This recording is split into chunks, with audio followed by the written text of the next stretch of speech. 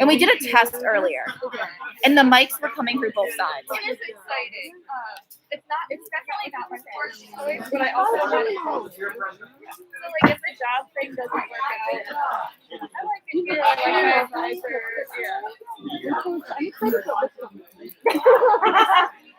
Yeah, like she's like actively lobbying. We're on.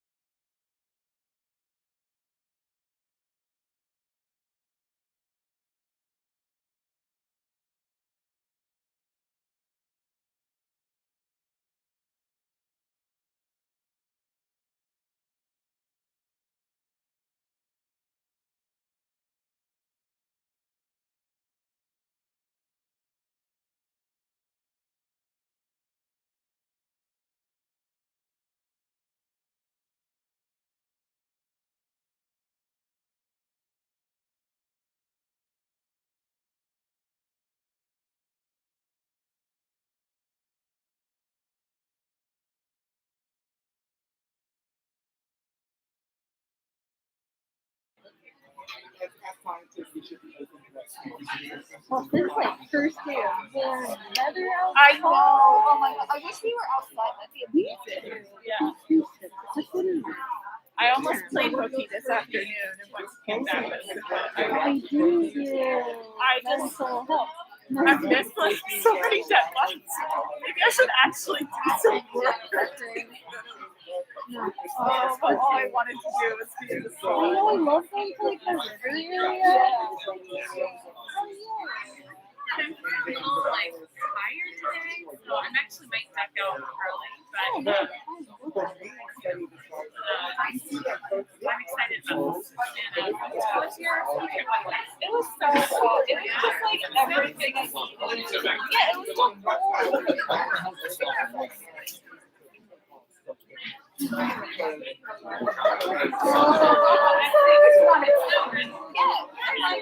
What happened? Oh, I was going to introduce myself. Can I introduce myself? I was going to do that too. Oh, you can name our sponsors. Hello, everyone. Welcome to Science on Tap. You're all get in the frame for our live stream. Hello. We have people from tuning in from all over the country, even Manhattan, Kansas. So we're going nationwide tonight. It's great.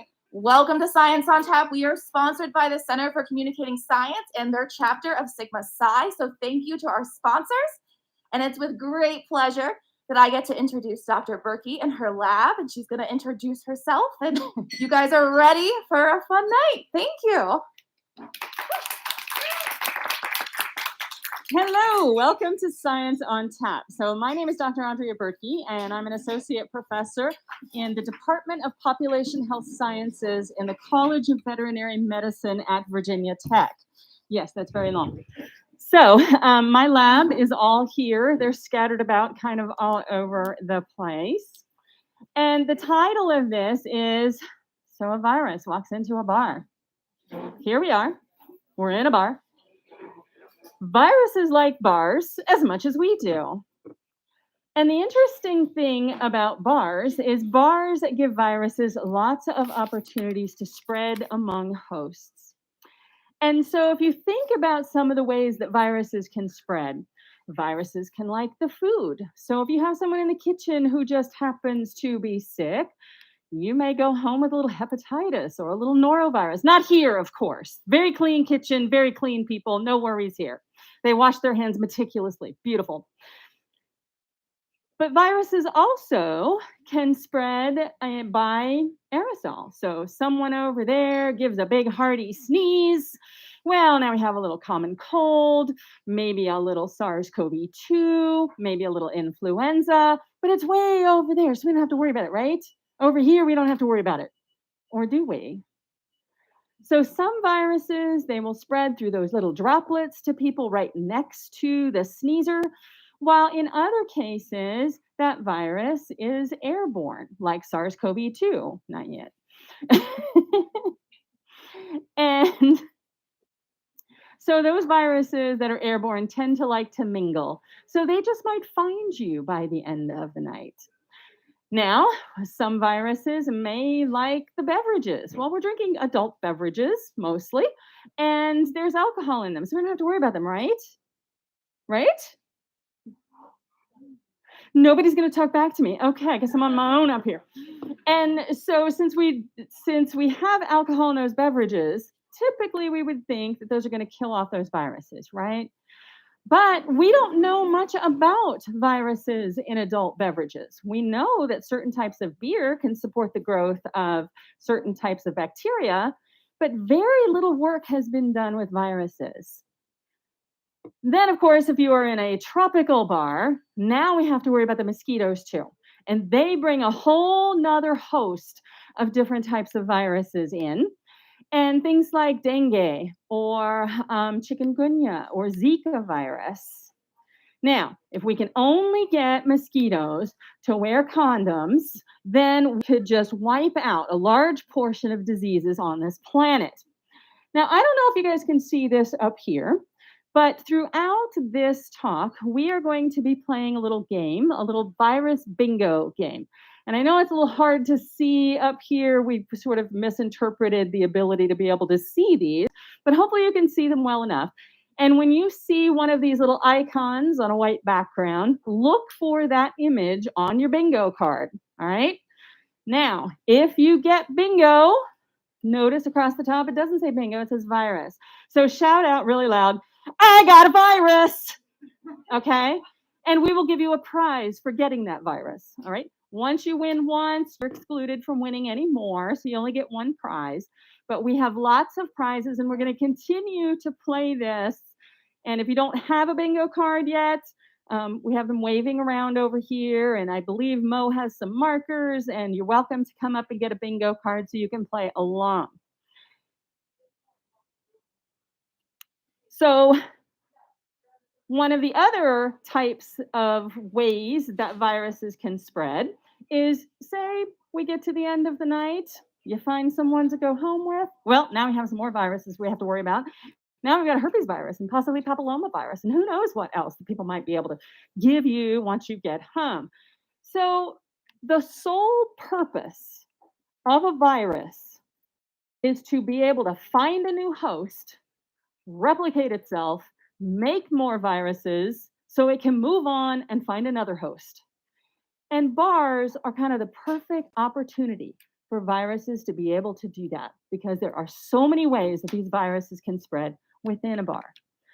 Now, I am a neurovirologist, which means my lab studies viruses that get into or infect the nervous system. I've worked with quite a few different viruses during my career, but right now our lab is primarily focused on herpes simplex viruses, HSV1 and HSV2, and also on SARS-CoV-2. And with herpes viruses, and this is a herpes virus icon, so look for the pink icon, okay? So herpes viruses are really interesting because once you get it, you have it forever. Now, the interesting thing about herpes simplex viruses, HSV1 and HSV2, is you can get HSV1, typically it's associated with mouth sores, with fever blisters and cold sores, but you can also get it genitally as well. HSV2 typically associated with genital herpes, but you can also get that one in your mouth. And I don't think I need to explain exactly how that happens. But with HSV1, if you get it in your mouth, you are very likely to have a recurrence at some point in your life. But if you get it genitally, it's much less likely to reactivate and cause a recurrence. With HSV2, it's just the opposite. If you get HSV2 genitally, you have a 60 to 90% chance of having at least one recurrence in your lifetime. But if you get it in your mouth, we almost never see it. We never see those recurrences, and usually we don't even see that initial lesion. So one of the projects that we work with in our lab is trying to understand why this happens. Why do we have two viruses that are very, very similar, but they have these preferences for different anatomical sites, and then they also have these different recurrence frequencies. So this is one of the major projects in our lab. Now, you have just zoomed on ahead. Back.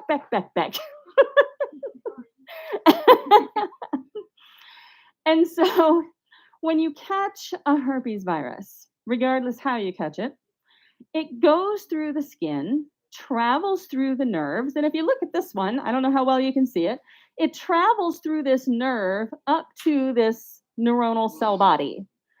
There, it goes dormant. It stays there for the rest of your life. Now, we know there's different triggers that cause these viruses to wake up and cause a recurrence at some point in your life. They differ for HSV1 and HSV2. But we know roughly what those triggers are. Has anyone here ever had a fever blister? Yeah, okay. Those who have had it, when do you get them? When you're sick. You get them when you're under stress. We see them a lot in students around finals time. We see them on steroids. We see them around faculty, around grant deadlines. Louder. I'm not sure I can yell much louder. It's going to be the top one. Yeah. Yep. And if you didn't catch that, please have your ID ready before you get to the counter. All right? Announcing that. All right. And so we know what some of these triggers are, and some of these triggers differ for HSV2. Some people have those recurrences with HSV2 when they have sex. Some of them have them when they get sick. Some of them have them at certain points in their menstrual cycle. So there's all these different triggers that we know of, but we don't know exactly how they work. Now, these viruses get into different types of neurons. And when we have these different types of neurons, we know those things that hit them, but we don't know what happens inside that neuron. So that's one of our other big projects is if we have one particular neuron that responds to stress and wakes up HSV1, how does that happen? When we have another type of neuron that's got HSV2 in it, and it gets hit by sex hormones, progesterone, estrogen, it might wake up HSV2. So we're trying to understand what happens inside that individual neuron. Why do these different triggers wake up the viruses? They have selectivity, and they end up causing recurrences in people, but at different frequencies and at different anatomical preferences. So you're probably wondering, okay, this was supposed to be about SARS. I heard something about SARS. Well, what's this all have to do with SARS? You're all talking about herpes. Well, when COVID first came along, we didn't have any interest in this virus whatsoever. It's a respiratory virus. Who cares? Well, a lot of people care, but we didn't because, we're neurological viruses, okay? And so then we started hearing reports about people who were having tingly fingers, loss of sense of smell. It's like, is there possibly a neurological component to this virus? And then we started hearing more reports about memory problems, brain fog. You guys have heard all of these symptoms. It's like, yeah, there's definitely a neurological component to this virus. That caught our interest. And so initially we started working with this virus because we wanted to understand, first of all, what's happening with that loss of sense of smell. Second of all, if it's getting into the brain, how is it getting there? Is it traveling by neural routes? Is it traveling up through the nose? Is it getting through the blood? How is it getting in there? And so we started working with this virus to look at the neurological impacts of it. And Jonathan in my lab is going to talk to you a little bit more about that in a few minutes. But I'm going to keep talking about another project that we have in the lab. Because when we first started working with this virus, Reza Ovisipor from Food Science contacted me. He's also at Virginia Tech. He contacted me and said, you know what? We don't have access to the virus. We don't have access to BSL-3, but we want to look at COVID in the food supply chain. Do we need to worry about this virus in food? Do we need to worry about this virus during transport? This is a farm to fork project that we have going with Reza. And we want to understand, first of all, does this virus survive on food? Is there any risk to the virus if it's on the food? Well, we first started off by looking at just common foods. On meats and seafoods, we found that this virus can survive for 3 weeks if we keep it in the refrigerator. And there is almost no reduction during this time at all. Now, you really don't want to eat food that you've had in your refrigerator for 3 weeks because something will kill you. It won't be SARS, but something will kill you on that food. So just keep that in mind. But we wanted to find out how long this virus hangs around on this food. Is there a risk? We also tried cooking some hamburger. Now, let me tell you, if you eat your burger rare, please start cooking it longer, okay? Because if you cook it rare, you don't kill the virus. So please eat your burgers well done. Well, then we also wanted to take a look at what about deli foods? Those ready-to-eat foods that you get from the deli at the grocery store. It's already cooked, already sliced. They hand it to you in a little bag. You keep it in your refrigerator for a week. Well, how long does the virus survive on that? So let me ask you, if you get turkey from the deli or cheese from the deli, do you cook it before you eat it? I'm saying yes and no, but most people are saying no. Well, again, this virus survives. SARS-CoV-2 survives on roasted turkey, plain old roasted turkey straight out of the deli, and sliced cheese straight out of the deli for 3 weeks in the refrigerator. So just to think about this for a moment, you go to the grocery store, you go to the deli, and you've got this person behind the deli counter, and they're back there like this, slicing up your turkey. Is the nose part of the respiratory system? Yes, the nose is part of the respiratory system. So if they happen to have a runny nose, they happen to give that big old fat sneeze, one sneeze can have more than 1 million viruses in it. They sneeze on your turkey and your cheese, and you don't cook that, that's in there. Then we started looking at different kinds of produce. Now, produce is when we started seeing a lot of variability. Spinach, virus does just fine. Love spinach. I don't know if you guys like spinach. Do we cook the spinach? I often don't cook my spinach. I eat it as a salad. Virus survives on that just fine. Literally, that spinach melts into a puddle before the virus dies.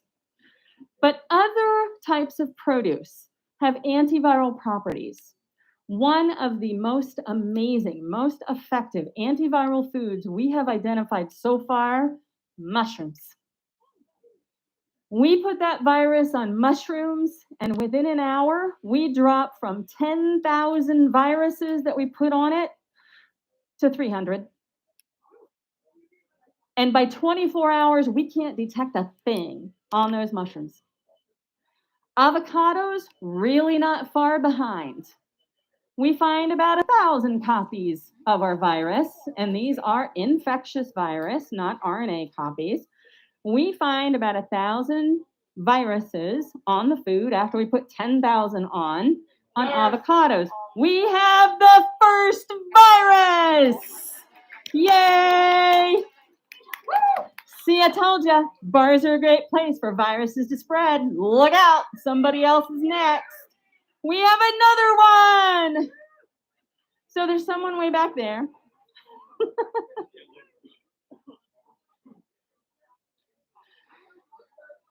And so avocados, we also found our antiviral. So after an hour, we drop quite a bit, and by 24 hours, nothing. So eat lots of mushrooms, eat lots of avocados. They're best raw because that's how we tested them. But then there's other fruits that are a little bit different. Now, when we started working on this project, I didn't know anything about food. I've never worked with food in the lab. We work with neurons and viruses. And so I hired Mo, who you'll see standing around wandering about. So Mo has a PhD in food science, and I brought him in to basically be our food expert. I taught him how to work with SARS-CoV-2 by first teaching him how to work with herpes viruses. Herpes viruses, you can work in a BSL-2 environment. It's a little bit different than moving into the BSL-3 environment with SARS-CoV-2. We'll be talking about that in a little bit too. And so we tested a bunch of different kinds of foods with herpes virus first. Now, herpes virus is an enveloped virus. SARS-CoV-2, enveloped virus. They're very different viruses, but they have a lot of outer characteristics that are very similar. They tend to be inactivated if they dry out. They're both shed in saliva. There's a lot of similarities as far as the outward phenotype, the outward characteristics. Now, in this food, the viruses don't replicate. They don't get inside the food and replicate. They just kind of hang out there. So we're just looking at survival over all this time. Now, we found out on these first tests, oh, we have another virus. We have 2 more viruses, 3 more viruses. Oh my God, it's an epidemic. And another one. Oh my God, it's jumping table to table to table. Wow. We have a virus online. We have a computer virus. Call IT, quick. And so we found out that apples are able to kill herpes simplex virus with no problem whatsoever. But SARS-CoV-2, the virus is not killed at all. So some of these foods, we saw differences between herpes viruses and SARS-CoV-2. And outside, I mean, these are enveloped viruses. They both shed in saliva. They're very similar on the outside. But yeah, we saw these, something flying around me. It's one of those tropical mosquitoes, I think. And so there are differences in the inherent characteristics of these viruses that sometimes these different produce are able to destroy some of the viruses, but not others. And SARS just happens to be a little bit more hardy, a little bit harder to kill, including in things like acid and alcohol. It's a little bit harder to kill. It's a little more stable. Well, one day, Mo, Jonathan, and I are in the BSL-3. Now, when you go into the BSL-3, you wear a suit, you wear this pepper thing, and it's not an easy place to just come and go very quickly and easily. We had a 1 hour time point. We're sitting in there waiting. We're just chatting, shooting the shit. And we started thinking, we're testing all this food. What about beer? We should really look at beer. And so that, of course, went down the rabbit hole. And it's like, well, you can't just test one beer. There's different kinds of beer. So we tested a porter. We have a virus! We have another virus over here. And so we couldn't just test one beer. We tested porters and stouts and lagers, a nice IPA, a really crappy cheap beer. And just to make sure that it wasn't due to the alcohol, if we saw something interesting, we checked non-alcoholic beer too. We saw no reduction in any of these beers. Very, very little. But what was interesting is the ones that we did see a little bit of a reduction were the cheap, crappy beers. The non-alcoholic beer. That porter, the stout, much like us, we prefer that nice hearty craft beer, all that goodness in there. The darker, thicker the beer, the happier that virus was. Well, of course, then it's like, okay, so there's not enough alcohol in the beer to do anything. What about wine? It has more alcohol. Let's test that. So we tested white wine, red wine, sweet and dry. We have another virus. We have a virus over here. Man, it is a serious epidemic. There's another one back there. We have viruses everywhere. And so we had to test wine. And what was interesting with the wine is with white wine, we saw a little bit of reduction right after we put the virus in there. Sweet white wine didn't kill off the virus. Dry white wine after an hour did. Red wine, didn't matter if it was sweet red wine or dry red wine, we could not recover virus from that wine. We dropped in 10,000 viruses in that wine. We could not get anything back out of it instantly. So, red wine, if you're a red wine drinker, good stuff. If you're a white wine drinker, I'm sorry, but you might want to switch. Well, we were also wondering, is this the alcohol? We're at 10 to 15% alcohol with these wines. So we tested white grape juice, red grape juice. Well, guess what? Those killed off the virus. It's not the alcohol in the wine. It is something inherent to the grapes that kills the virus. Now, grapes are known to have all these polyphenols, resveratrol, some tannins. They have all these things in there that have these antivirals. We have a virus in the back. We have all these antiviral properties of grapes. And those are the properties that it appears are able to kill off SARS-CoV-2. Well, then, of course, how much alcohol do we need to kill off this virus? So, whiskey, gin, rum, tequila, vodka. We had to test those too. Now, we selected brands that were all 40%, so everything's even. Of course, drop the virus in, it's gone. Who in here drinks their liquor straight? I see one hand, two hands. Anybody else drink their liquor straight or you dilute it down? We have a virus. We have a virus over here. And so we decided to dilute down that virus. So we started mixing cocktails for the BSL-3. We dropped some virus in those cocktails. We mixed up 1 shot of vodka with 1 shot of club soda. We mixed 1 shot of vodka with 2 shots of club soda. I don't know if you've ever seen this particular video, but it's amazing. Just whole lot more than 2 shots of vodka that woman is putting in there. But we found out that if you dilute your vodka down, you do not kill off that virus any longer. So drink your whiskey straight, drink your vodka straight, try to avoid making mixed drinks unless you're going to mix it with grape juice. That's probably safe. Well, then, of course, we were just on adult beverages. Like, we really should see what, the kids drink and, people who are not heavy drinkers drink. And so we started looking at milk. And since we saw differences in foods that had different protein and fat contents, we tested high-fat milk. We tested skim milk, chocolate milk, just for something a little different, almond milk, coconut milk, since we saw differences with produce. And we really saw no reduction at all, even a week held in the refrigerator. And so if you've got somebody in the house who's got COVID and they drink out of the jug, stick it back in there. If you drink out of the jug over the next week, there's a lot of virus inside that jug. Okay? The one exception, yeah?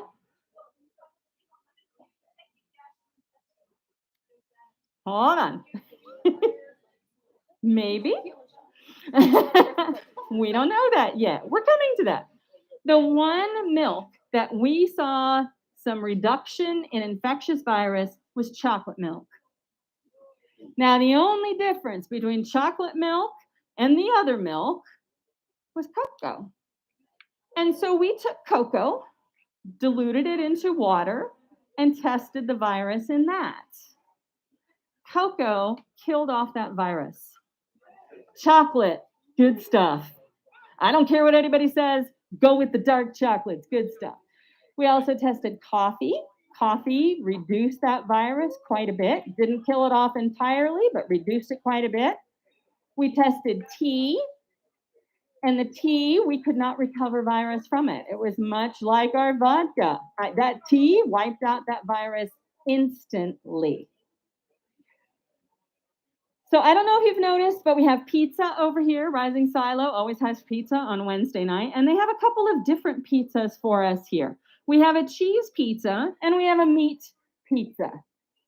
Now, I already told you that meats and seafood support survival of the virus.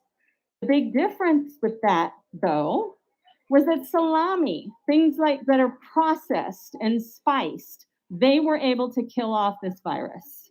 And so if you have pizza, keep in mind, cheese pizza, if that virus is on there, you're probably in trouble.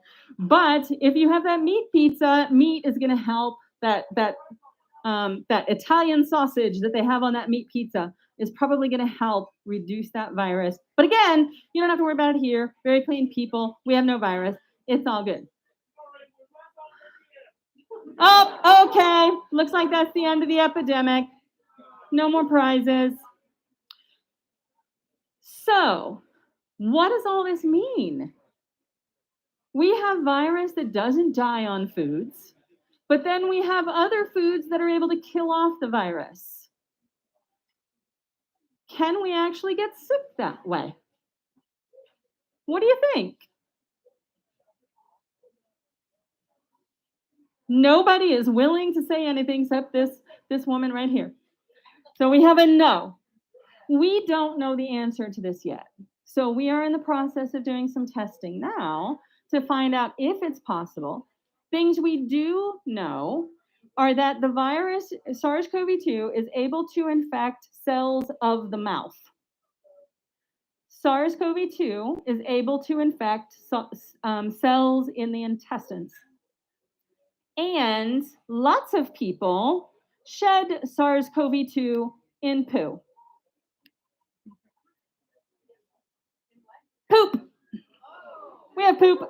We have our poop emoji. In feces, I'm sorry. I'm being a little colloquial. I apologize. And so the question remains as to whether or not you can actually be infected this way.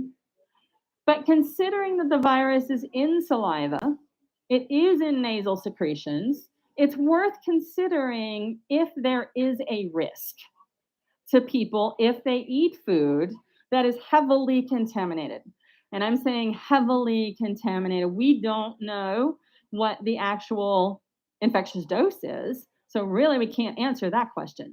But we don't know if you just eat food that has a lot of virus on it, can you get infected that way? We don't know yet. However, we have done some studies to look more at what happens in the neurological realm. And so Jonathan is going to come up here now and talk a little bit about what we call our NeuroSARS project. After intranasal infection, Jonathan's going to explain to you what happens by that route of infection. Okay.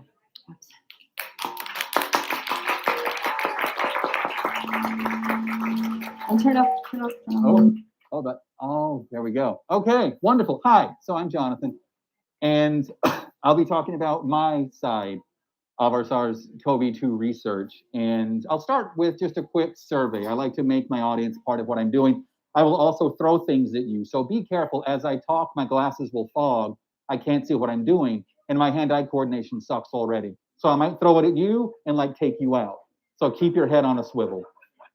So by show of hands, how many people in here, either yourself personally or you know of someone who during this pandemic has had COVID-19? Show of hands. Look around the room.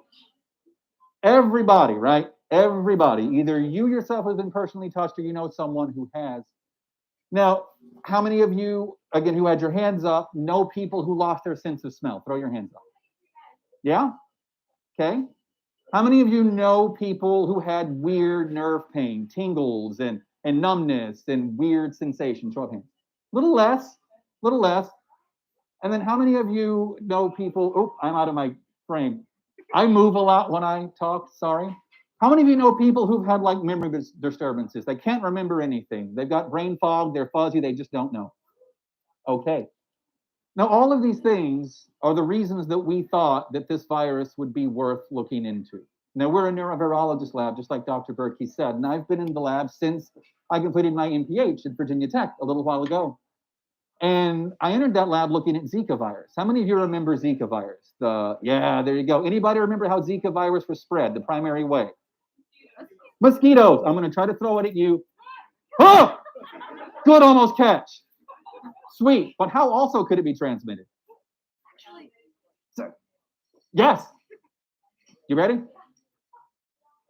Almost. Oh, sad. Yes. So we looked at that. And we looked to see if the way that the virus gets in the body kind of dictates the nerves that it goes into, and we found that it did. Now, this is primarily a herpes virus lab, and Dr. Berkey's already mentioned that the viruses tend to have a preference for the nerves that they enter and kind of make home, and the nerves that they enter and wake up from and come back out from. So we already know from those two viruses that different viruses can infect different parts of the nervous system depending upon the way that they enter you. So we wondered, well, what if we looked at SARS-CoV-2? Could it actually do the same thing that, say, herpes does? Can it get in some of the nervous tissue that we find herpes viruses in? There's a nerve in your face called the trigeminal nerve. Can it get in there? Can it hang out? Again, those of you who know anyone who's ever had a cold sore, it comes out of that nerve. That's usually what it does. On occasion, it can get confused and go backwards and go into your brain and kill you. And people with COVID-19 have had that happen, which again argues maybe this virus can get in your brain. Maybe it can get into your nerves. So let's look at it. Also, it causes tingling and numbness and weird sensations. Maybe it gets in some of the nerves in your back, the same nerves that HSV2 gets in and hangs out in and then reactivates with genital lesions. So since we have expertise in looking at those nerves, we thought, why not take a look at it? And this is when I'll ask a question and throw something and hopefully you don't spill your beer. So how many of you, at least show of hands, have heard anything about SARS-CoV-2 and the nervous system on the news, on Facebook, On TikTok, for the people who were younger, I can't believe I had to say that. I vomited in my mouth. How many people have heard something? Someone tell me something that you've heard about SARS-CoV-2 and the nervous system. Doesn't have to be right, but what have you heard? Memory issues. Memory issues. Sure, right. Can't remember anything. What else have you heard? What? I like it. I'll just hand it to you. I don't want to make you spill beer. Anything else? Yes. Oh, I love you. Autonomic dysfunction. You get a free beer. And maybe a second piece of candy. That gets 2. I almost took out your friend. I'm sorry. Yes, autonomic dysfunction. That's a part of your nervous system. It does the automatic stuff, the things that you don't have to think about. Huh? It could. Yes. That's a brilliant answer. I think I like you. I want to talk afterwards. Yeah, so we have all of these things that seem to suggest that SARS-CoV-2 can get into the nervous system. Now, does anybody know, like, the primary way that people have argued that it gets into your brain? It's been in the news a little bit. If you don't know, it's okay. Because people found it out and just stopped looking. So we wanted to look into this. And we had an idea. And we're like, well, if you can't smell, maybe it goes up the nerves in the nose that let you smell. Now, how can we figure this out? So I had to recruit some participants for my study. And no matter how nicely I walked up to people on campus and asked, hey, can I borrow your nervous system? They told me no. So I had to recruit some mice to do the work. And the way that I did my work was I gave the mice COVID-19 by taking SARS-CoV-2 and the BSL-3, of which Tina will talk to you about what those letters mean. And I dribbled it in their nose. I gave them COVID-19 just like you or I would get it, although I hope no one runs up to you with a pipette and dribbles COVID-19 into your nose, although that did happen in Britain here a couple of months ago. I can't believe that study got funded, but it did. So I gave these poor mice, which I'm blocking, COVID-19. And then 3 days later, I came back. And then 6 days later, I came back. And I took a look to see where I could find the virus. Can I find the virus in that nerve in your face where herpes simplex 1, cold sores come from? The answer was yes, I could. No one else has really looked there. I could find it there. That wasn't really surprising, though, because that is a nerve that goes into your nose. SARS-CoV-2 goes up your nose. Maybe down your throat. We don't know. We're looking into that. So that wasn't really surprising. Now, there's also nerves in your mouth that innervate your salivary glands, those autonomic nerves that you mentioned. People have found SARS-CoV-2 in the saliva of COVID-19 patients. They found SARS-CoV-2 in the lining of your salivary glands. So it seemed like a logical place to look. Can we recover SARS-CoV-2 from the nerves that innervate your salivary glands? I wasn't really sure what to expect because you never really know the answer. But we could find it there too. But that's your head. That's where the virus gets in. That's not necessarily surprising. We took a look in the brain as well. Of course, we could find it throughout the brain. I've got some really fun pictures I will show you a little bit later. Those of you who have mugs, take them out and take a look. There's some pictures on there that I'm going to explain. So when you're at home or at work tomorrow and you have your friends and colleagues and your loved ones gathered around, I'll explain to you what you're seeing so you can sound super smart like a virologist yourself. So we could see it in the brain, but that wasn't particularly surprising either. And this is pretty much the status of research right now. Everyone goes, well, as far as your nervous system is concerned, you are a brain and that is it. You are a disembodied floating brain. That's everything. No one thinks of the peripheral nervous system. It's as if it doesn't exist. We joke in science, the one way to figure out what something does is either to increase the expression of it or to take it all away. And we joke that we should run up and just like yank the peripheral nervous system out of people and see if they notice. Because no one has looked. in COVID-19 patients, but we're finding it there. So I can find it in the nerve in the face, I can find it in the nerves of your salivary glands, I can find it in your brain, but can I find it anywhere else? How do you get information from the periphery? This is an anatomy question, let's see who knows. How do you get information from the periphery to your brain? What is that big thing that carries information up to your brain? The spinal cord. Can you believe no one's looked in the spinal cords of COVID-19 patients? So we looked. It was there. All right. Maybe it got in the brain. Maybe it crawled its way down to the spinal cord. Maybe that's what happened. Maybe it got in the brain. Maybe it popped off a virus in the fluid and it just kind of washed down the lazy river and snapped into the spinal cord there. Maybe that happened. But let's look in the periphery. Let's look outside where the nerves are that take in information. Surely it cannot possibly be there. I will eat my hat if it's there, I thought. And that's the fun thing about science. Every time you think you know what's going to happen, it goes, actually. And it proves you completely wrong. And we found it there too. And these are the nerves that are responsible for taking sensation like pain and tingling and position from your skin and your internal organs back to your spine so it can go up to your brain. We found it there too. Now the question is, does any of this contribute to the signs and symptoms that people with COVID-19 have? And the answer is we don't know. But it certainly seems like it would. Now, the cool part of my job, besides these wonderful people that I get to work with every day, and the moments when we get to talk about let's put a highly infectious and potentially fatal virus in liquor and see what happens, which is just kind of fun to talk about, is that I get to take really pretty pictures. And the way that I do that is with antibodies. Just like you or I make against the virus, we can buy them. And they glow in the dark if I hit them with a special laser. And I can take pictures. And those of you who have mugs, and if you have mugs at a table and no one has a mug, maybe show it off, be a little Vanna White. And we have some really pretty pictures of this virus in these nerves and in brains. And that is what is on your mug. And I want to walk you through a couple, just so you can see the gigantically pretty pictures I get to see and get to take on a daily basis. One of the things that makes me really happy to have the job that I have. These are the prettiest cells you will ever see pictures of.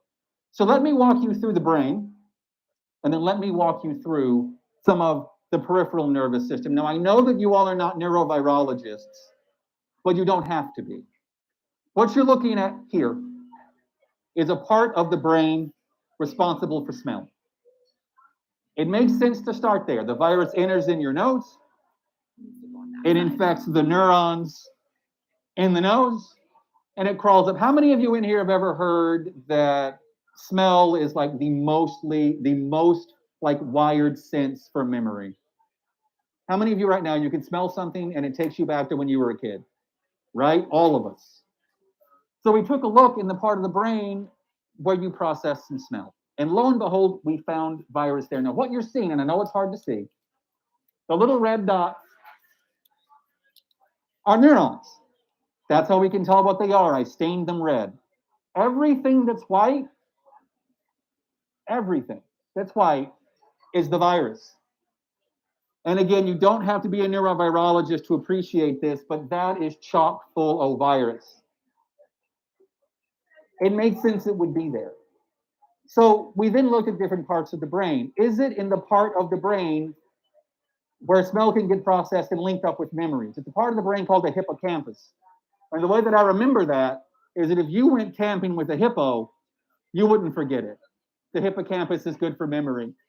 And we take a look here, and again, you can see the red neurons, and it is chock full of virus. Maybe this explains why some people have that mental fog and they can't remember anything. Maybe. And you can just appreciate this brain is full of virus. Now that was in the brain. We took a few pictures elsewhere. Not only are we able to look in nervous tissue, we can actually take neurons out, stick them in a dish, and just let them live happily ever after for weeks on end, and we can then infect them. It's kind of a cool hobby to be able to have. It's incredibly rare to be able to pull off, but we can because we're great. So I've got a picture or two to show you. Whose brain is that? That was one of the mice. Yeah, it was an, We have more questions. yes. For the spinal taps, did you do spinal taps on the patients to test them for COVID in the spinal cord? No, I did not. I did not spinal tap a mouse. And another question. Do your findings with SARS-CoV and various components of the nervous system have any relation to long COVID in some people? If so, why some people have long COVID and others do not? That is such a phenomenal question. Yes. So the question effectively is, do my findings have any bearings on long COVID, and why do people get long COVID? And the answer to that question is we don't know.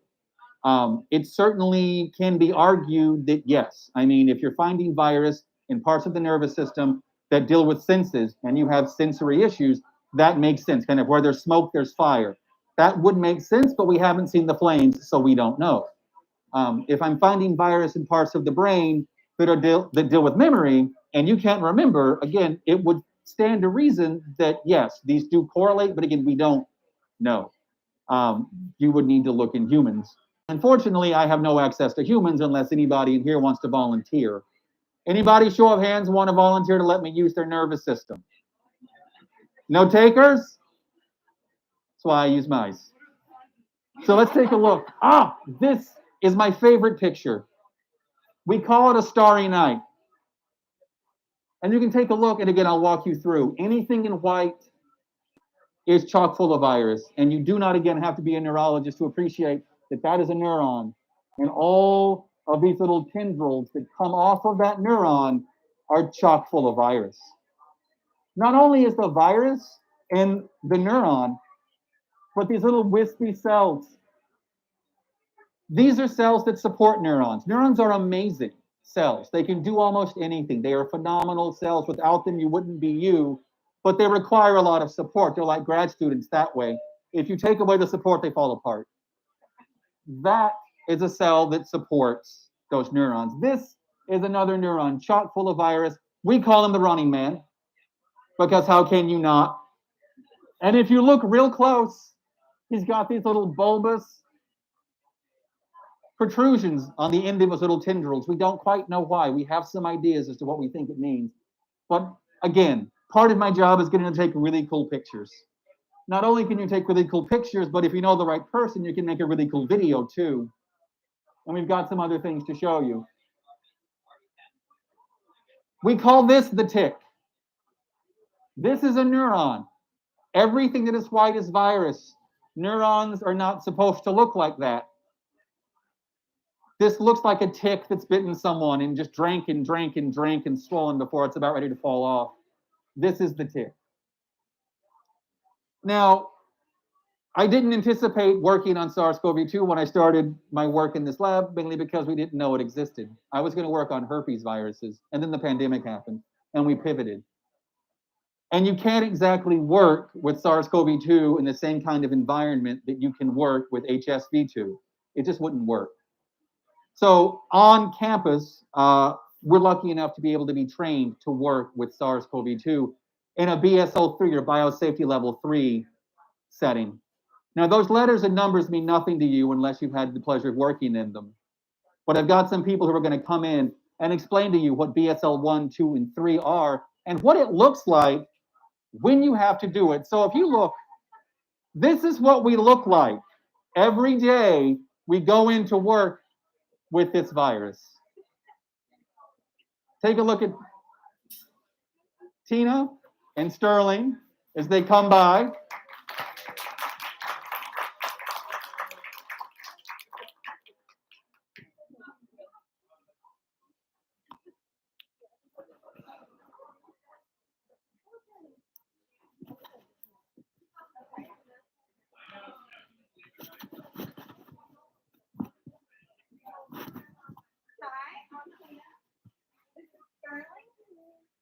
I'm Tina. This is Sterling.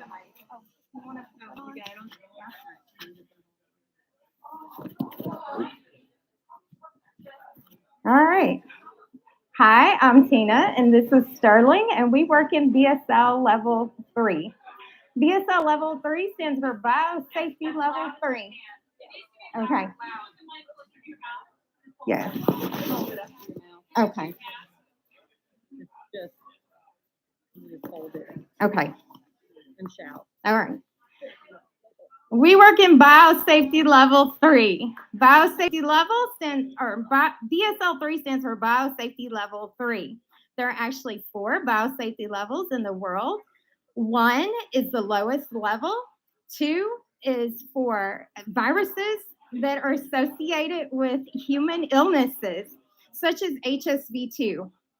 Biosafety Level 3 is the level that my team work in. And we work with viruses that cause serious to fatal illnesses through inhalation. An example would be SARS-CoV-2. Biosafety Level 4 is the highest level of biosafety, and it's also viruses associated with fatal disease, and there are no vaccines available. So now that you have a little idea of the environment that we work in, let's talk about the suits. So we work with aerosol particles, and because we do, we use a Tyvek suit, which keeps the aerosol particles from getting onto our skin. It also is waterproof. If there's any leakage, we can easily wipe it away. And we have this fancy belt, which is called a PAPR, which stands for Personal Air Respiratory, and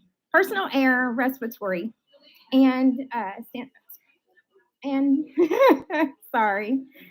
And attached, it goes through, the air is filtered through a HEPA filter into the hose and into our hood so that we're breathing fresh filtered air. We also have 2 layers of gloves because my lab likes protection. So Sterling and I are going to be around for a little while longer. If you have any questions, you can come. Feel free to ask us what it's like to work in BSL Level 3, and you can try on one of the hoods if I'm you'd moving like. away. Dr. Sorry, Murphy? moving away. I was causing feedback over there.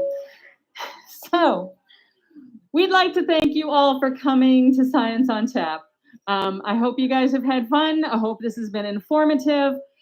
We do have little dishes of various things for you to take home to protect yourself against viruses. So we're including some condoms, some chocolate, there's some hand sanitizer in there. We also have the ultimate antiviral gift basket that we are raffling off. So please take a moment to come up here, put your name in the little raffle box if you'd like the antiviral gift basket. And right behind our little our box to put your name in, we also have a little donation bucket to help support Science on Tap. What have I missed? There's something else. So, oh, you're standing in front of it. What? Oh, yes. In the middle. Oh, my gosh. I almost forgot that. In the middle of your virus bingo card, there is a QR code. It links directly to our survey. We are doing a little survey. It'll take you like 3 minutes to do or less. We'd love to ask you to participate in that survey. And again, thank you for coming. Go out there, be safe, avoid the viruses.